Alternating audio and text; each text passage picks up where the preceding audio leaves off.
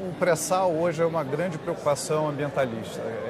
Foi mencionado durante a palestra o Parque de Abrolhos, né, a futura APA de Abrolhos, e também a pouca proteção que existe ainda de oceanos. Existe uma meta de passar aí dos atuais 1% de proteção de parques marítimos a curto prazo. Quer dizer, o que a gente pode esperar para atingir essa meta da Convenção de Biodiversidade de 10%, se não me engano, de áreas protegidas marítimas? 10% nas áreas territoriais e 17%... Vou invertir. 17% que realmente é a meta anual. Nós estamos em não é 1,5%. Né? Exatamente. A referência maior são exatamente os 17%. Naturalmente não serão alcançados num curto tempo. Essa meta, objetivamente falando, ela está sendo proposta no contexto da Estratégia Nacional de Conservação da Biodiversidade, a ser apresentada brevemente pelo Ministério do Meio Ambiente, pela Secretaria de Biodiversidade e Floresta, que estabelece um planejamento estratégico da expansão das unidades de conservação à luz de uma série de variáveis, de critérios, não é? Que inclui, por exemplo, uma visão mais regional, propriamente dita, do que simplesmente o nosso tradicional mapa das áreas prioritárias para a conservação, né? Com base nas áreas prioritárias, a Secretaria de Biodiversidade e Floresta está exatamente propondo um salto qualitativo no processo de criação de unidades de conservação no país. E é dentro desse esforço, desse contexto, que vão ser estabelecidas as tais metas em relação aos ambientes costeiros marinhos. Todo mundo esperava que as novas áreas de proteção em torno de Abrolhos saíssem para Rio+20, acabaram sendo postergadas e tal. Elas vão sair, vai acontecer essa proteção, essa extensão da proteção em torno do Parque de Abrolhos? Nós temos todas as razões para afirmar que vai sair a ampliação de Abrolhos, não é? De fato, aconteceram uma série de percalços aí nessa nossa tentativa de apresentar na Rio+20 a ampliação e que basicamente passa pela necessidade de ter um diálogo mais concertado dentro do governo e com os vários setores, né, da economia em relação a essa ampliação. Então nós estamos reposicionando, retomando o diálogo, ampliando também a discussão com os governos estaduais. Há uma predisposição já anunciada do governo da Bahia, do Espírito Santo, em apoiar a iniciativa, mas nós precisamos chegar num consenso mais elaborado, envolvendo a comunidade científica, que é o principal sujeito aí, proponente dessa ampliação. Mas você acha que essa consolidação é uma questão de meses ou de anos aí para a gente chegar naquelas metas que foram propostas na Rio+20, que era uma série de áreas novas ali em torno de Abrolhos? Nós queremos inverter um pouco essa situação de que a gente trabalha o ano todo para anunciar alguma coisa no Dia do Meio Ambiente, né?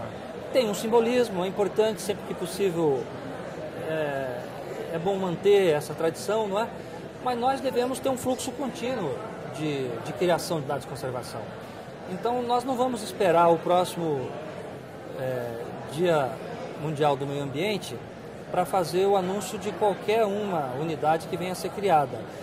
E nesse sentido, gostaríamos e vamos trabalhar forte para que Abrolhos possa ser anunciado antes do próximo julho, dia 5, Dia Mundial do Meio Ambiente. Antes do próximo dia? O próximo dia. Portanto, num período... de mais ou menos um ano. Exatamente. Ok. Uma última pergunta provocativa. Você falou em regularização fundiária. Eu conheci há alguns anos o Parque da Bocaina, que é um parque muito pouco conhecido. Ele é praticamente invisível para quem não sabe que ele existe lá. E na época ele tinha, isso foi em torno de 2004, 2005, ele tinha um quarto do parque que estava regularizado. Era justamente esse um quarto que era o mais invadido. Pelo lado de Cunha, por pecuária, né? E pelo lado de Angra e Paraty, favelização de encostas. E esse movimento, essa pressão, inclusive, era feita por vereadores locais e tal. Ao mesmo tempo, será que a regularização fundiária é uma solução sem ter capacidade de gestão, ou ela acaba abrindo a porta para usos locais, por pressão política local, que, vamos dizer assim, tiram o sentido da regularização? Não, é evidente que uma medida isolada como essa não é suficiente para, sobretudo, em situações como essa da Bocaina, que se trata de retomar a governabilidade sobre determinados espaços que foram de forma desordenadas e alguns, inclusive, a partir de motivações políticas, né, ocupadas essas áreas. Então, nós precisamos, paralelamente, a regularização ampliar a nossa capacidade de gestão. Isso é absolutamente reconhecível. Agora, o fato de nós não termos, talvez, um número suficiente de servidores destacados para a humanidade, também não pode nos imobilizar em relação à regularização, né? Quer dizer, elas têm que ser assumidas, os dois desafios, o da regularização e da ampliação da nossa capacidade de governança sobre essas áreas de forma simultânea. No caso da Bocaina, é importante reconhecer o esforço que tem sido feito no período recente, pelo Instituto como um todo, mas especialmente pelos nossos chefes, os gestores que estão lotados no Parque Nacional, não é? E também, a despeito de algumas contradições e conflitos com o poder público local, né, há amplamente um apoio da sociedade, né, em defesa do parque e da regularização, não só fundiária, mas do conjunto das atividades pertencentes à finalidade do parque, que é inclusive a visitação e o uso público também, né?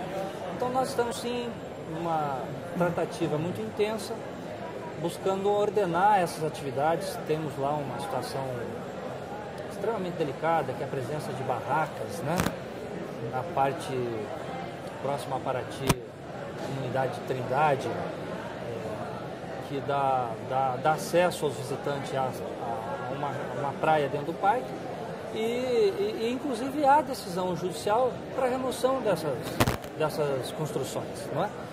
E veja, e nós somos naturalmente obrigados a cumprir, mas não é só por conta de uma obrigação em relação à justiça, é porque nós achamos e entendemos que esses serviços, né, prestados, por exemplo, pelos estabelecimentos comerciais, bares, restaurantes, precisam se dar de forma ordenada. Não pode ser assim a partir simplesmente do interesse, por mais legítimo que seja, de um proprietário, de um indivíduo que vai lá e instala um determinado estabelecimento dentro do parque, não é? Ao fazer esse reordenamento, nós, ao contrário do que dizem os críticos, vamos ampliar as possibilidades de criação de emprego e renda para a população local, não é? Então, é disso que se trata. Abordar o conjunto dos problemas de forma integrada, evidentemente, mas com visão de prioridade. Quer dizer, nós não vamos conseguir aumentar a nossa capacidade de governança na Bocaina se não tiver a regularização fundiária. E também, dialeticamente, né, numa via dupla aí, se fizermos a regularização e não aumentarmos nossa capacidade, nosso efetivo, possivelmente a área vai continuar susceptível a essas pressões. Ok. Obrigado, Roberto. O Roberto Vicentim, presidente do ICMBio, então acabou de falar ao ECO. Ele nos contou aqui que a principal meta da gestão dele será a regularização fundiária das unidades de conservação e também nos disse que provavelmente até o Dia do Meio Ambiente do ano que vem teremos a criação das novas áreas de proteção em torno do Parque de Abrolhos.